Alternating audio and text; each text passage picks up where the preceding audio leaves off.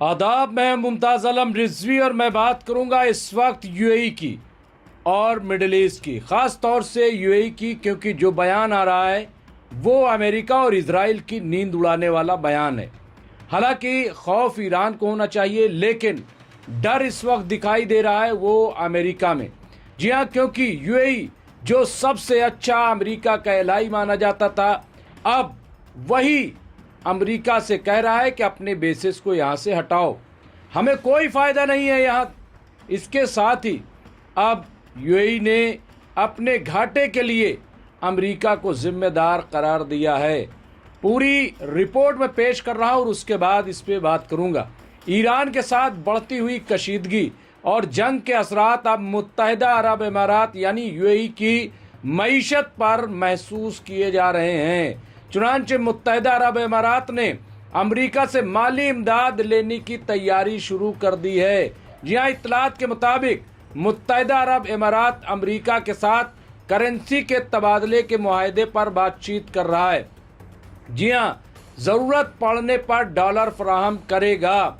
ये एक स्वैप होता है, करेंसी स्वैप। उसमें यही है कि जब भी ज़रूरत पड़ेगी तब अमेरिका यूएई को पैसा देगा। उस पर बातचीत चल रही है।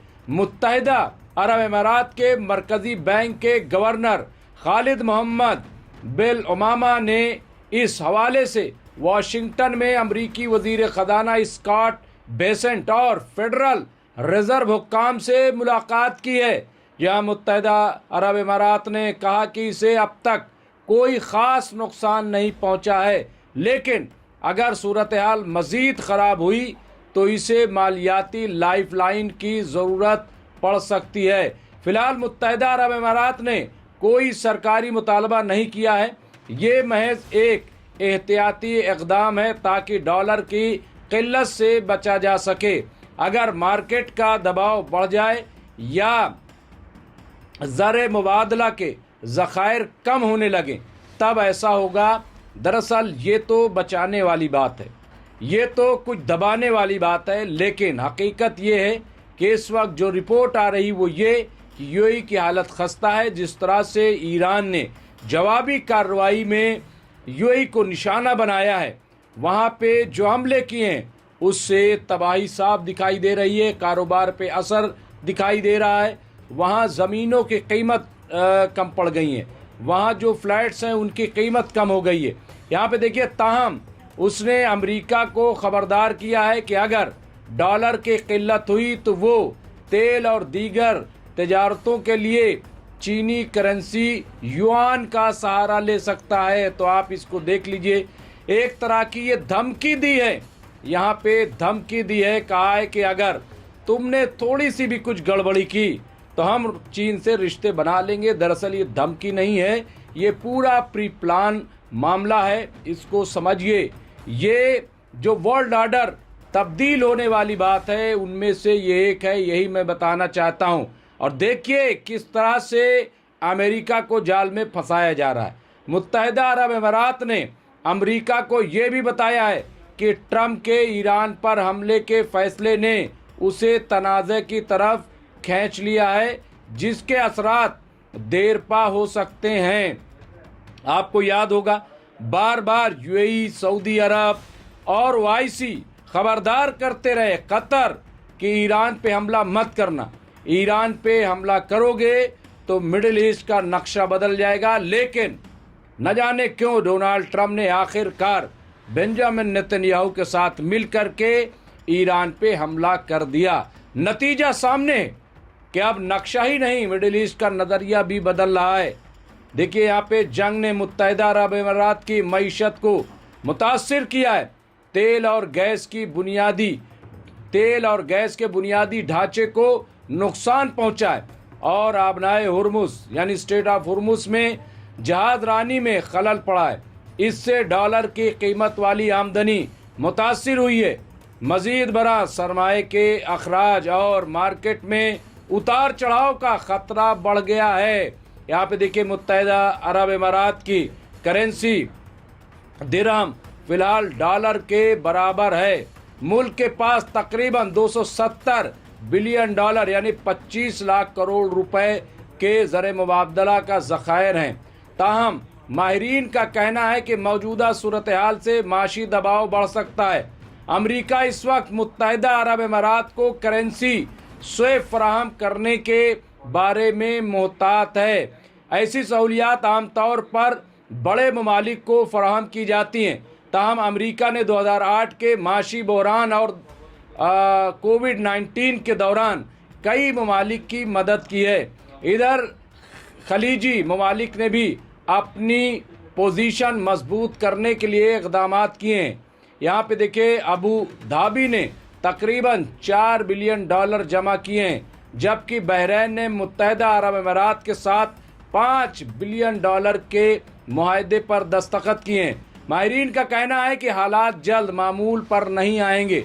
जंग ख़त्म होने के बाद भी तेल की सप्लाई और मार्केट पर असर कुछ अरसे तक बरकरार रह सकता है। इसलिए मुत्तहिदा अरब अमारात पहले ही मुस्तकबिल के लिए तैयारी कर रहा है। तो यहाँ पे आप बहुत सारी तस्वीरें साफ है और देखिए, बात सिर्फ ये नहीं है बल्कि किस तरह से आगे की कार्रवाई की जा रही है और नाराज़गी किस हद तक है।